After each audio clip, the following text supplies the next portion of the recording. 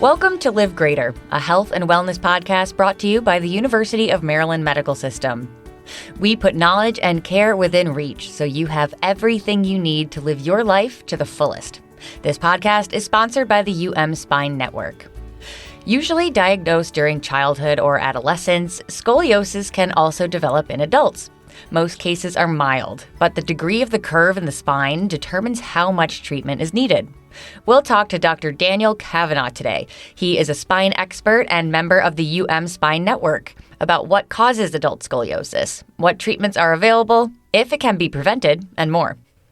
So to begin our episode today, Doctor, what is adult scoliosis and how is it different from the scoliosis that's diagnosed in childhood? So adult scoliosis is a type of spinal deformity that occurs as folks get older. There are several different types of scoliosis. The most common one is what we call idiopathic scoliosis. It typically presents as a teenager, and there is some genetic predisposition for this. There's also other types of scoliosis that can be congenital because of a deformity in the spine, but adult scoliosis typically presents in adulthood, and it's related to degenerative changes of the spine. So what symptoms would cause this diagnosis, and how exactly is it diagnosed? So many patients that I see have some scoliosis but may not have many symptoms at all. The symptoms from adult scoliosis can be variable. Some patients present with back pain. Some patients present with difficulty walking, difficulty standing upright, pain or numbness down the legs. Adult scoliosis can present many different ways. Usually scoliosis is diagnosed on x-rays. Occasionally we can diagnose it based on an MRI scan or a CT scan. But the most common presentation is on x-rays as the initial workup. Gotcha. Now, can you dig in more to what causes adult scoliosis to develop so late? So we don't really have one particular cause for scoliosis. Okay. The way adult degenerative scoliosis typically presents is because people develop back pain, they develop neurologic symptoms related to the degenerative changes of the spine. Usually there's some type of collapse of the disc or a slip disc called a spondylolisthesis, and this sets off a cascade where it presents a little bit of asymmetry for the spine, and then the spine begins to curve and rotate as you get older. Is there a specific part of the back that's usually affected, or can it be anywhere? It's typically in the lower part of the lumbar spine, although when the spine begins to curve, the remainder of the spine can compensate to maintain a neutral balance so that patients usually stand upright. So let's talk about treatment. What treatment options are available? Well, this is a problem that, in all honesty, rarely requires surgery. With most spine pathology, the initial treatment is non-operative, usually with physical therapy, anti-inflammatory medications, sometimes prescription medications such as muscle relaxers, and even other modalities such as acupuncture, yoga, and even chiropractic treatment can be helpful. So then what is the outlook for people diagnosed with adult scoliosis? How much does it impact a daily life? I think the presentation of this condition can be fairly variable. For some people, they're able to function quite well with their spinal deformity, or their spinal deformity is quite mild. For some patients, it can be extremely debilitating.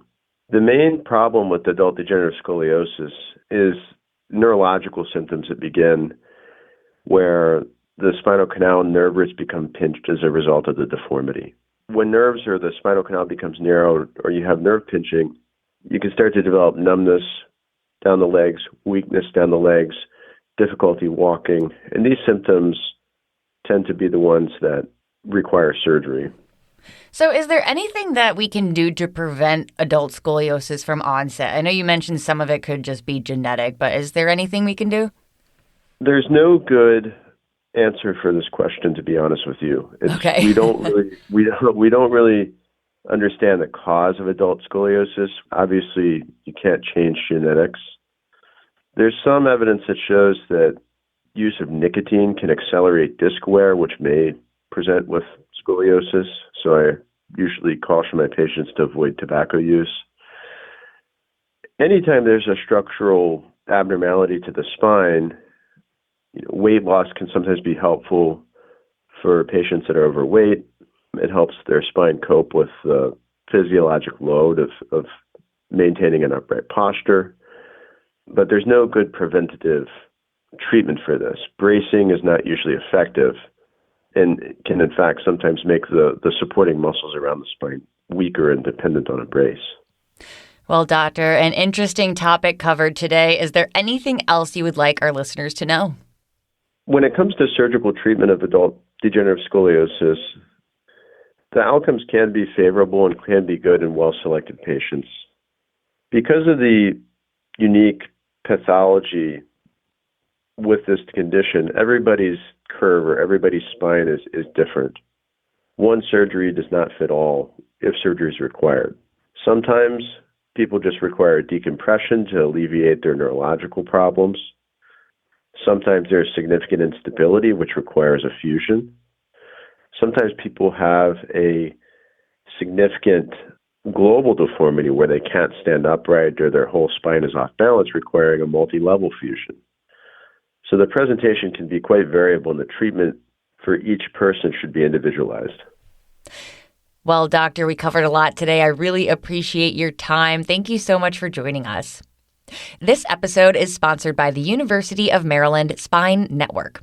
Connected by the renowned University of Maryland School of Medicine, the Spine Network is home to the state's leading spine experts.